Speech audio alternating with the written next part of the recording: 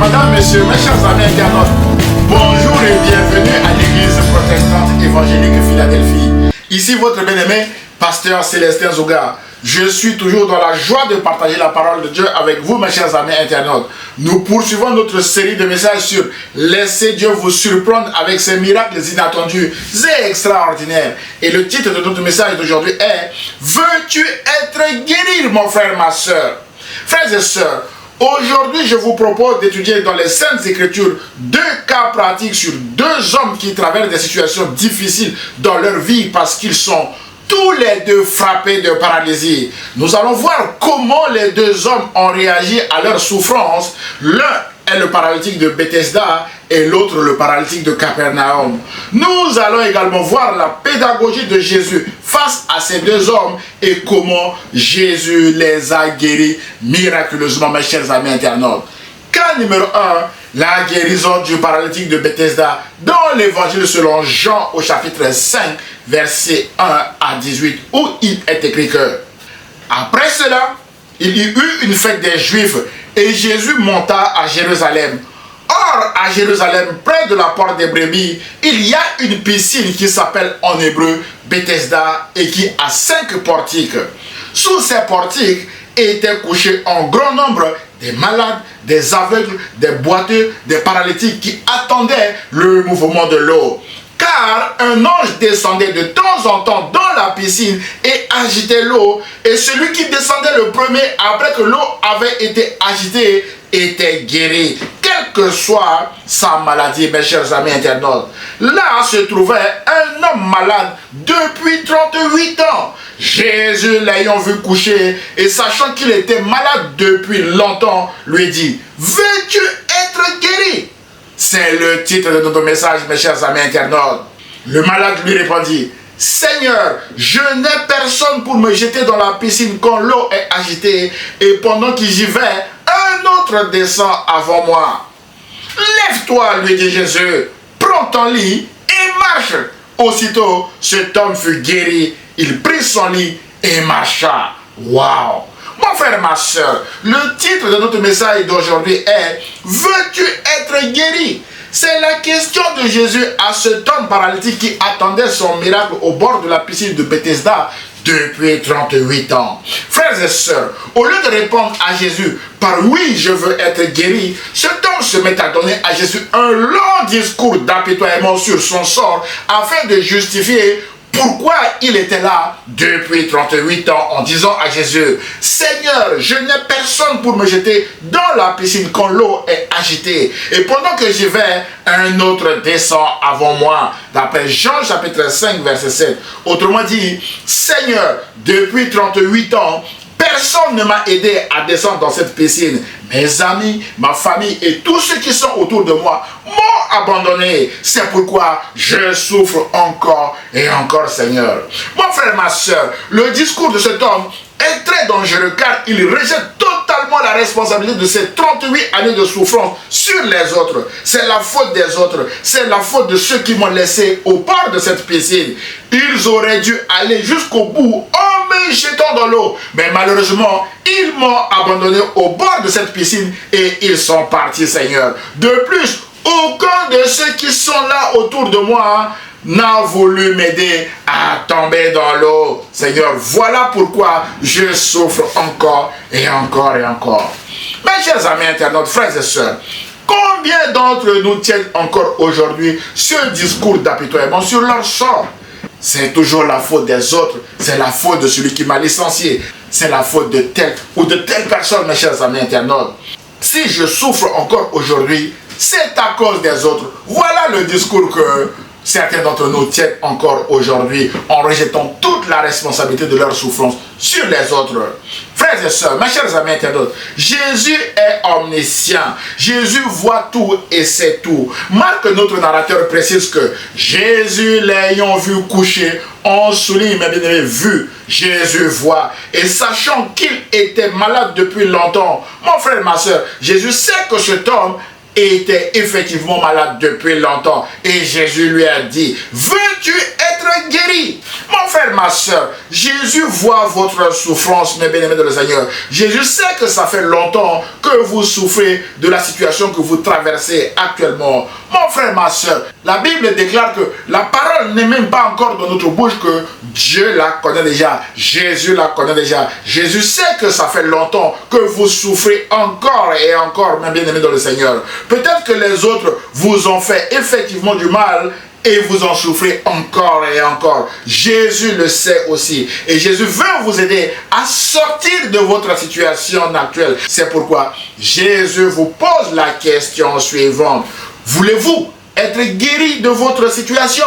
Voulez-vous être guéri de votre dépression? Voulez-vous être guéri de votre amertume? Voulez-vous être guéri de votre échec du passé? Voulez-vous être guéri de votre maladie? Voulez-vous être guéri de cette relation brisée? Voulez-vous être guéri de votre stérilité? Voulez-vous être guéri de ce qui vous paralyse et qui vous empêche d'avancer dans votre vie comme cet homme? Alors, arrêtez d'en parler autour de vous. Arrêtez de vous apitoyer sur votre sort par-ci, par-là, parce que Jésus le sait, mon frère, ma soeur. Remettez votre sort à celui qui juge justement, c'est-à-dire à Dieu, et Dieu vous rendra justice, mes bien-aimés dans le Seigneur. Levez-vous, prenez votre lit et avancez, mes chers amis internautes. C'est alors que vous verrez la gloire de Dieu. Frères et sœurs, Jésus pose cette question à cet homme. Veux-tu être guéri? Malheureusement, au lieu de répondre par oui, je veux être guéri, Seigneur, cet homme s'enfonce dans son discours accusateur devant Jésus, qu'il appelle Seigneur, sans oublier qu'il était en train de jouer le rôle d'accusateur des frères. Mon frère, ma soeur, Satan s'appelle aussi accusateur des frères. Et à chaque fois que vous êtes en train d'accuser ou de blâmer les autres devant Jésus, vous êtes en train de jouer le rôle de Satan ou d'accusateur des frères. C'est ce que cet homme a fait devant Jésus. Mais il dit, Seigneur, je n'ai personne pour me jeter dans la piscine quand l'eau est agitée. C'est la faute des autres. Mes chers amis, Jésus n'est pas dupe et n'est pas impressionné par ce discours dangereux, destructeur et accusateur. C'est pourquoi, dans la suite de ce récit, Jésus va interrompre le discours de cet homme parce que Jésus considère que ce discours ne l'aidera pas à sortir de sa situation. Mes bien-aimés, mes chers amis, Jésus sait que le royaume de Dieu est un royaume d'action et que sans action de la part de cet homme, sa situation resterait inchangée. C'est pourquoi il est resté 38 ans au bord de cette piscine en nourrissant probablement la haine et l'amertume envers ceux qui l'ont abandonné au bord de cette piscine sans se remettre lui-même en cause, mes chers amis internautes.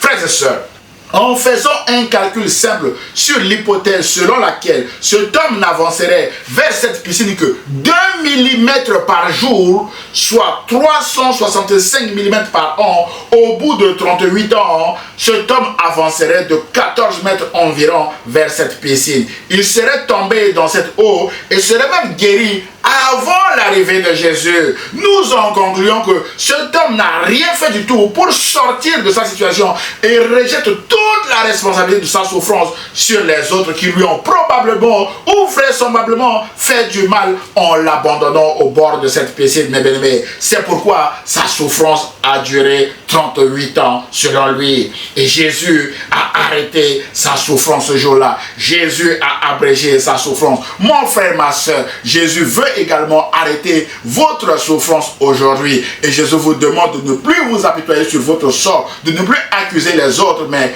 de vous abandonner entre les mains du Dieu Tout-Puissant, mes bien-aimés de le Seigneur, qui vous rendra certainement justice, mes bien-aimés de le Seigneur. Frères et sœurs, peut-être que vous êtes en train de blâmer les autres comme cet homme. Notez que la guérison est un processus qui commence obligatoirement par le pardon. Nous le verrons dans notre deuxième cas, mes bien-aimés. Jésus a dit en Matthieu chapitre 6, verset 14 à 15 que si vous pardonnez aux hommes leurs offenses, votre Père Céleste vous pardonnera aussi. Mais si vous ne pardonnez pas aux hommes votre Père ne vous pardonnera pas non plus vos offenses, déclare Jésus. Mon frère, ma soeur, pour guérir de votre situation actuelle, vous devez pardonner aux autres. Vous devez oublier le mal qu'ils vous ont fait et demander aussi pardon pour vos propres péchés. La Bible dit que si nous disons que nous n'avons pas de péché, nous faisons de Jésus menteur. Nous devenons nous-mêmes également des menteurs, mes bien-aimés du Seigneur, parce que nous sommes tous nés dans le péché, mais par la grâce, mes bien-aimés du Seigneur, nous sommes sauvés. C'est pourquoi, de jour en jour, nous devons demander pardon à Dieu pour nos péchés, mes bien-aimés de le Seigneur. Demandez à ce que le sang de Jésus nous purifie, nous lave de toutes nos iniquités, afin d'avancer avec Jésus. Et c'est ce que vous devez faire, mes chers amis internautes. C'est alors que la justice de Dieu rendra votre miracle possible, mes chers amis internautes. Mon frère, ma soeur, notez que le discours accusateur détruit votre relation avec Dieu d'abord et détruit également votre relation avec les autres et prolongera certainement votre souffrance comme dans ce récit. Rappelez-vous que ce discours n'est pas nouveau pour Jésus. Jésus n'est pas impressionné par ce discours. La première fois que Jésus a entendu ce discours était dans la bouche d'Adam qui a dit à Dieu en Genèse chapitre 3 verset 12 que c'est la femme que tu m'as donnée pour compagne, c'est la femme que tu as mis à mes côtés, c'est elle qui m'a donné ce fruit, j'en ai mangé. Adam rejette ainsi la responsabilité de sa désobéissance à Dieu sur sa femme. Dieu n'a pas entendu ce discours accusateur d'Adam et Dieu a chassé Adam et Ève du jardin d'Éden. C'est pourquoi le discours de cet homme qui rejette toute la responsabilité de sa propre souffrance sur les autres ne passe pas devant Jésus. Avec beaucoup de compassion pour cet homme, Jésus interrompt le discours de cet homme parce qu'il savait que c'est ce discours qui a prolongé sa souffrance pendant 38 ans. Et Jésus lui dit, lève-toi, prends ton lit et marche. Sois en mouvement. Le royaume de Dieu est un royaume d'action. Ne reste pas, fais quelque chose pour le royaume de Dieu. Et ce, mes bien-aimés, en violation de la loi qui interdisait de travailler le jour du sabbat. Car ce récit s'était déroulé un jour du sabbat, mes bien-aimés dans le Seigneur.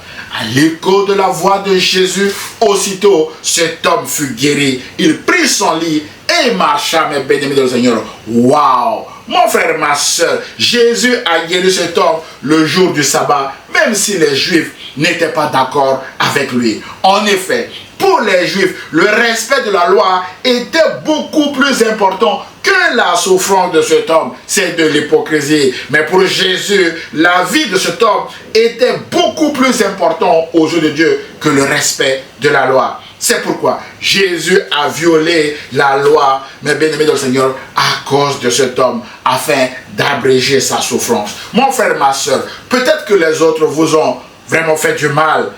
Ils vous ont abandonné, rejeté, critiqué. Ils vous ont fait toutes sortes de mal, mes bien-aimés. Peut-être que la cause de votre souffrance actuelle vient des autres. Jésus le voit, Jésus le sait. Et Jésus ne veut pas que vous vous apitoyez sur votre sort, mes bien-aimés dans le Seigneur, en ressassant ce mal tous les jours autour de vous et partout autour de vous. Non, mon frère, ma soeur. Jésus ne veut pas que vous blâmiez les autres, mes chers amis internautes. C'est pourquoi gardez-vous de le faire. Et si vous l'avez déjà fait, répentez-vous, mes bien-aimés de le Seigneur, et avancez avec le Seigneur Jésus. Mon frère, ma soeur, Jésus veut vous guérir aujourd'hui même en vous demandant de pardonner aux autres le mal qu'ils vous ont fait et de vous attendre à sa justice imminente. Jésus a dit, heureux ceux qui ont faim et soif de la justice, ils seront rassasiés. D'après Matthieu chapitre 5 verset 6. Mon frère, ma soeur, vous serez rassasiés de la justice de Jésus. Alors, oubliez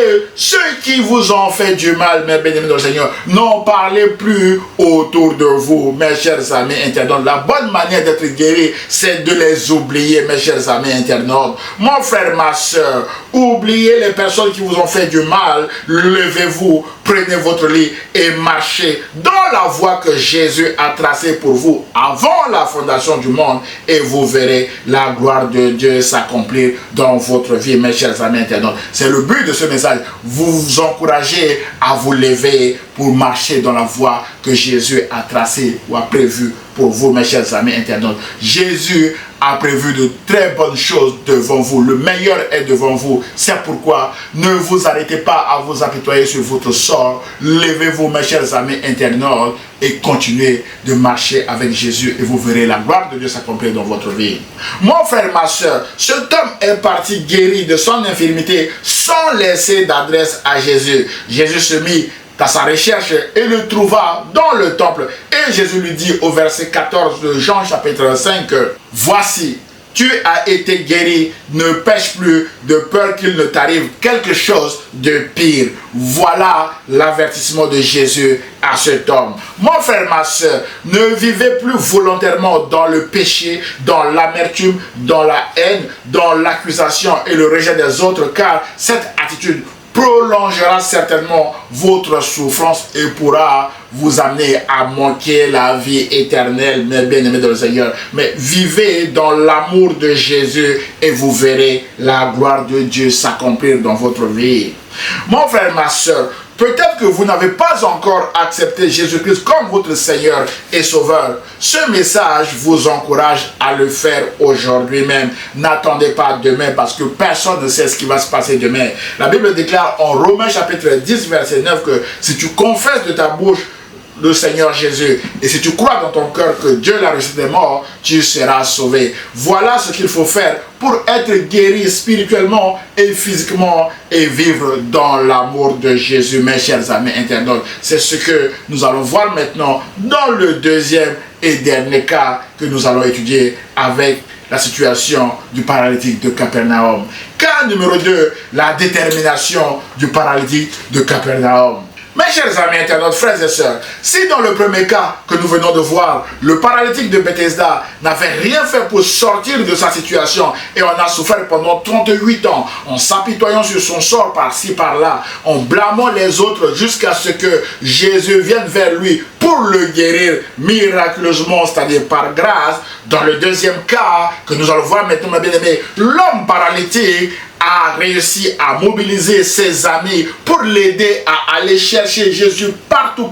Ils ont cherché Jésus partout pour aller le retrouver à Capernaum. Et la bonne nouvelle est que, mes bien-aimés du Seigneur, son miracle peut commencer parce qu'il a retrouvé Jésus de Nazareth, mes bien-aimés du Seigneur. C'est ce que nous lisons en Marc chapitre 2, versets 1 à 12, où il est écrit que quelques jours après, Jésus revint à Capernaum. On a appris qu'il était à la maison. Ils ont pris des renseignements sur Jésus. Et il s'assembla un si grand nombre de personnes que l'espace devant la porte ne pouvait plus les contenir. Il leur annonçait la parole. Des gens vinrent à lui, amenant un paralytique porté par 4 hommes. Comme ils ne pouvaient l'aborder à cause de la foule, ils découvrirent le toit de la maison où il était. Et ils descendirent par cette ouverture le lit sur lequel le paralytique était couché. Jésus, voyant leur foi, dit au paralytique, « Mon enfant, tes péchés sont pardonnés. »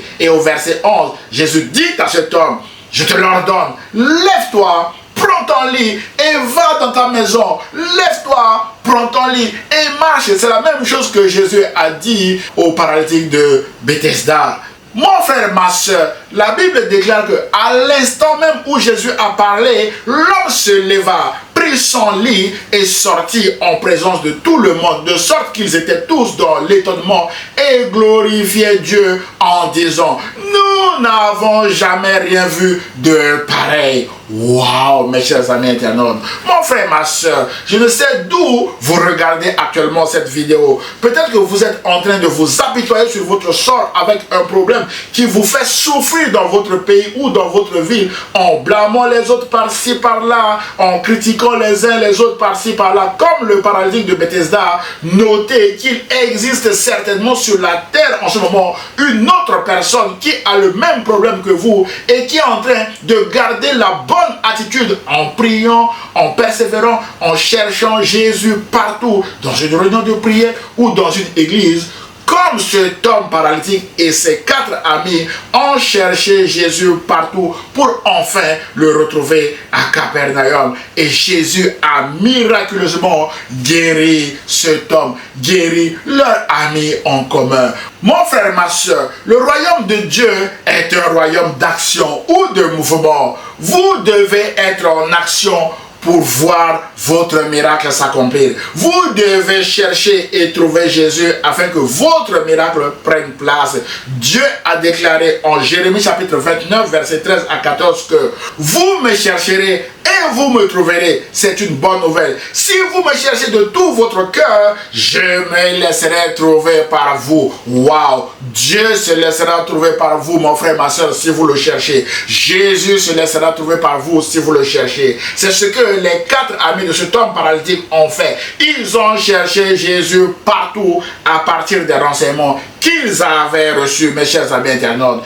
Frères et sœurs, ayant appris que Jésus était dans le coin à Capernaum, probablement dans la maison de Simon-Pierre, cet homme paralytique a réussi à mobiliser ses 4 amis qui l'ont porté sur leurs épaules et sur un brancard et ils l'ont amené à Jésus, mes chers amis internautes. Frères et sœurs, nous ne savons pas sur combien de kilomètres ces hommes ont marché avec leurs amis en commun sur leurs épaules. Mais ce que nous savons est que Jésus était leur seul espoir et qu'il fallait coûte que coûte marcher, avancer et surmonter les obstacles qui pouvaient les empêcher de présenter le cas de leur ami à Jésus. La foule, mes bien-aimés du Seigneur, représentait un obstacle. Qu'est-ce qu'ils ont fait? Ils ont contourné la foule en passant par le toit de la maison de Simon, mes chers amis internautes. Et la bonne nouvelle est que ils ont trouvé Jésus et ils ont déposé leur ami en commun au pied de Jésus et le miracle peut commencer. Mon frère, ma soeur, peut-être que vous êtes actuellement bloqué par la maladie comme cet homme, bloqué par le chômage, bloqué par le célibat, bloqué par un échec ou par un obstacle quelconque. Ce message vise à vous encourager à ne pas vous apitoyer sur votre sort, ni à blâmer les autres, mais à vous lever pour chercher Jésus de tout votre cœur afin qu'il débloque votre situation comme dans ce récit, mes chers amis internautes. Alors, où trouver Jésus? Mon frère, ma soeur, vous trouverez Jésus facilement lorsque vous ouvrez sa parole qui est la Bible et que vous la lisez et la méditez. C'est alors que Jésus se révélera à vous par rapport à votre situation. Vous trouverez Jésus facilement dans une église ou dans une réunion de prière, car là où 2 ou 3 s'assemblent en son nom, il est au milieu d'eux, mes chers amis internautes. C'est dans la présence de Jésus que votre miracle deviendra possible. Mon frère, ma soeur, vous devez avoir soif de la parole de Dieu et soif de Jésus, car Jésus est l'accomplissement de toutes les promesses de Dieu et Jésus est tout puissant. Jésus a l'autorité et la puissance, mes bien-aimés du Seigneur, pour accomplir des miracles dans votre vie. C'est pourquoi vous devez chercher Jésus, mes chers amis internautes. Jésus a dit en Jean chapitre 6 verset 37 que je ne mettrai pas dehors celui qui vient à moi. C'est un excellent encouragement, mes bien-aimés. Alors ne laissez pas les obstacles de la vie vous empêcher de marcher vers Jésus. Il est vrai que la route qui mène vers Jésus est toujours jonchée d'obstacles et de difficultés, mais la bonne nouvelle est que Jésus ne vous laissera pas être tenté ou éprouvé au-delà de vos forces, mes bien-aimés, et Jésus se laissera trouvé par vous. Mon frère, ma soeur, si vous cherchez Jésus, Jésus se laissera trouver par vous. Comme ces 4 hommes et leurs amis en commun ont cherché Jésus et l'ont trouvé, bien aimé dans le Seigneur. Alors cherchez Jésus partout, mes chers amis internautes. Entourez-vous de bons amis qui aiment Jésus et cherchez ensemble Jésus et vous verrez la gloire de Dieu. Comme ces 4 hommes et leurs amis en commun ont cherché Jésus et ont vu la gloire de Dieu. Frères et sœurs, dans ce récit, le miracle de guérison a commencé par le pardon. La Bible dit que Jésus, voyant leur foi, le fait de marcher des kilomètres pour chercher chercher Jésus par-ci, par-là, c'est un acte de foi. Et la bonne nouvelle, le fait de tomber sur cette vidéo, vous êtes déjà en train de chercher Jésus. C'est un acte de foi, c'est pourquoi je prie que Jésus accomplisse également votre miracle afin que vous puissiez le témoigner autour de vous, mes chers amis internautes. Frères et sœurs, dans ce récit, comme nous venons de le dire, la guérison de cet homme a commencé par le pardon. La Bible dit que Jésus a vu la foi de cet homme, mes bien-aimés. Voyant sa foi, Jésus dit au paralytique, mon enfant, tes péchés sont pardonnés. Ça commence par le pardon. Mes chers amis, le péché rend notre âme malade et empêche le miracle. C'est pourquoi Jésus a d'abord choisi de guérir spirituellement cet homme avant sa guérison physique, qui est temporaire, mes bien-aimés dans le Seigneur. La guérison physique est temporaire, mes chers amis internautes, mais la guérison spirituelle, frères et sœurs, est éternelle. Cet homme n'est plus de ce monde, mais il a la vie éternelle parce que son âme a été guérie par Jésus. C'est pourquoi, mon frère, ma sœur, pardonnez aux autres le mal qu'ils vous ont fait. Demandez pardon vous-même à Dieu pour vos propres péchés et avancez avec Jésus. Saisissez d'abord la vie éternelle. Vous vivrez éternellement avec Jésus. Et ensuite, mon frère, ma soeur, dans la présence de Jésus, votre miracle deviendra possible. Mon frère, ma soeur, avant de vivre votre miracle, vous devez être guéri spirituellement, mes bien-aimés. Cette guérison passe par le pardon. Vous devez pardonner à ceux qui vous ont offensé. Pardonnez à ceux qui vous ont maltraité ou mis dans la situation déplorable dans laquelle vous vous trouvez actuellement. Mais la bonne nouvelle est que rien n'est impossible à Jésus. Mes bien-aimés dans le Seigneur, repentez-vous de vos propres péchés. Mes bien-aimés, ensuite, mes chers amis internautes, vous pouvez avancer avec Jésus. Rappelez-vous que le non-pardon bloque les miracles. C'est en pardonnant aux uns et aux autres et en demandant pardon pour vous-même, mes chers amis internautes, que votre miracle deviendra possible, mes chers amis internautes.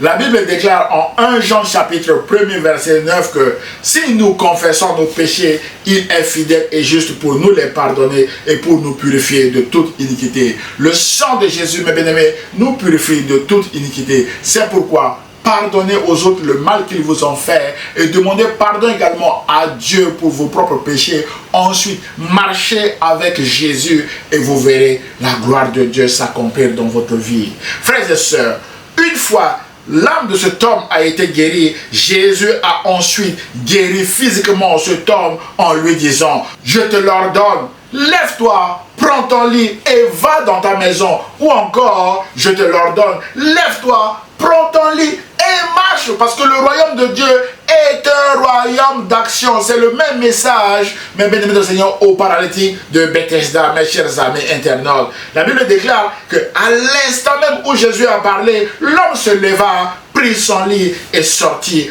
en présence de tout le monde, de sorte qu'ils étaient tous dans l'étonnement et glorifiaient Dieu en disant, nous n'avons jamais rien vu de pareil en Israël. D'après Marc chapitre 2, verset 12. Mon frère, ma soeur, c'est en cherchant Jésus que cet homme et ses 4 amis, ainsi que la foule qui était là, ont vu la gloire de Dieu. C'est pourquoi ce message vous encourage à accepter Jésus-Christ comme votre Seigneur et Sauveur. Si vous ne l'avez pas encore fait, c'est alors que vous vivrez de merveilleuses aventures avec Jésus jusqu'à dans l'éternité, mes chers amis internautes. Mon frère, ma soeur, peut-être que vous n'avez pas encore accepté Jésus-Christ comme votre Seigneur et Sauveur. La Bible déclare en Apocalypse chapitre 5 verset 9 que j'aime bien que Jésus a racheté pour Dieu par son sang des hommes et des femmes de toute tribu, de toute langue, de tout peuple et de toute nation. C'est pourquoi, mon frère, ma soeur, d'où que vous veniez, vous êtes les bienvenus à Jésus, mes chers amis internautes. La Bible déclare que si tu confesses publiquement de ta bouche que Jésus-Christ est Seigneur, et si tu crois dans ton cœur que Dieu l'a reçu des morts, tu seras sauvé. Voilà ce qu'il faut faire, mon frère, ma soeur, pour marcher avec Jésus afin de voir votre miracle s'accomplir, mes chers amis internautes. Et ce message vous encourage à accepter aujourd'hui Jésus-Christ comme votre Seigneur et Sauveur et de marcher avec lui. C'est alors que votre miracle deviendra possible, mon frère, ma soeur. En conclusion de notre message d'aujourd'hui, frères et sœurs, mes chers amis internautes, dans ce message, nous avons parlé du paralytique de Bethesda qui a passé sa vie à s'apitoyer sur son sort en blâmant les autres par-ci, par-là, en rejetant toute la responsabilité de sa souffrance sur les autres, mes bien-aimés. Cet homme est resté bloqué pendant 38 ans à cause de son inaction. Mon frère, ma soeur, le royaume de Dieu est un royaume d'action. Vous devez être en marche, vous devez être en mouvement pour voir votre miracle s'accomplir. Mais cet homme, parce qu'il s'apitoyait sur son sort, était resté bloqué pendant 38 ans à cause de son inaction. Mais la bonne nouvelle est que Jésus était venu le chercher au bord de cette piscine et Jésus a mis fin à sa souffrance par grâce. Ensuite, mes bien-aimés, dans ce récit, nous avons également parlé du paralytique de Capernaum qui a pris la décision d'être en action en mobilisant ses 4 amis pour aller à la rencontre de Jésus. La Bible ne dit pas combien de temps il attendait son miracle, mais la bonne nouvelle est que Jésus a écourté sa souffrance en guérissant son âme d'abord, ensuite son corps qui était malade. Mon frère, ma soeur, si cet homme ne partait pas vers Jésus, est-ce qu'il pouvait être guéri ce jour-là? Non, mon frère, ma soeur, c'est parce que ces 4 amis l'ont porté sur leurs épaules et l'ont amené à Jésus. C'est pourquoi Jésus a arrêté sa souffrance. Mes chers amis, nos frères et sœurs, l'apitoiement sur son sort, le discours d'excuse, le discours accusateur, c'est la faute des autres, n'ont pas de place dans le royaume de Dieu. Mes bien-aimés, si vous voulez être guéri, n'imitez pas le paralytique de Bethesda, mes bien-aimés du Seigneur. Il a blâmé les autres par-ci, par-là. Résultat des courses, il était resté 38 ans et par grâce, Jésus était venu le délivrer. Mon frère, ma soeur, le royaume de Dieu est un royaume d'action. Soyez en action comme ce paralytique de Capernaum. Il a réussi à mobiliser ses 4 amis et ils sont partis à la rencontre de Jésus à Capernaum et ils ont vu la gloire de Dieu ce jour-là. Frères et sœurs, c'est en cherchant Jésus que vous verrez sa gloire et vous déclarerez également que nous n'avons jamais rien vu de pareil, comme les gens l'ont déclaré dans ces récits, mes chers amis internautes. Ce message vous encourage, mon frère, ma soeur, à rester en action parce que le royaume de Dieu est un royaume d'action, mon frère, ma soeur. N'imitez pas le paralytique de Bethesda, mais faites ce que le paralytique de Capernaum a fait. Il est allé chercher Jésus et la bonne nouvelle est que si vous cherchez Jésus, Jésus se laissera trouver par vous et votre miracle deviendra possible. Mais rappelez-vous que quand vous cherchez Jésus et vous le trouvez, Jésus vous offrira 2 guérisons. Premièrement, la guérison spirituelle de votre âme d'abord et ensuite la guérison de votre corps physique. Parce que Jésus sait que vous garderez éternellement la guérison spirituelle, mes chers amis internautes. Et Jésus sait également que vous avez besoin de votre guérison ici-bas pour continuer à être en action dans son royaume. C'est pourquoi Jésus le fera pour vous. Mon frère, ma soeur, soyez encouragés et bénis pour chercher Jésus et vous verrez la gloire de Dieu s'accomplir dans votre vie. Je vous espère que ce message vous a fait du bien. Alors, aimez-le, commentez-le et partagez-le à vos proches. Que Dieu vous bénisse. Prions le Seigneur. Seigneur Jésus, je prie pour mon frère ou ma soeur qui vient d'écouter ce message. Seigneur, le fait de tomber sur ce message, c'est que mon frère ou ma soeur est en train de te chercher. Je prie, ô Jésus, que tu te laisses trouver par mon frère ou ma soeur et que tu accomplisses, Seigneur, son miracle afin qu'il ou elle puisse témoigner de ta grandeur autour de lui, autour d'elle. Je prie au nom de Jésus et l'Église protestante évangélique Philadelphie répond Amen. Frères et sœurs, mes chers amis internautes, si vous avez aimé le message, merci de le liker et de le partager à vos proches. Vous pouvez également nous envoyer vos sujets de prière à église-philadelphie78500@gmail.com. Nous aurons le plaisir de vous répondre et surtout de prier pour vous, mes chers amis internautes. N'hésitez pas de vous abonner à notre chaîne YouTube ou à notre page Facebook afin de recevoir des alertes sur nos prochains messages. À dimanche prochain à 10 h sur la page Facebook ou sur la chaîne YouTube de l'Église protestante évangélique Philadelphie. Et ce, si Dieu le veut, à très bientôt, mes chers amis internautes. Au revoir.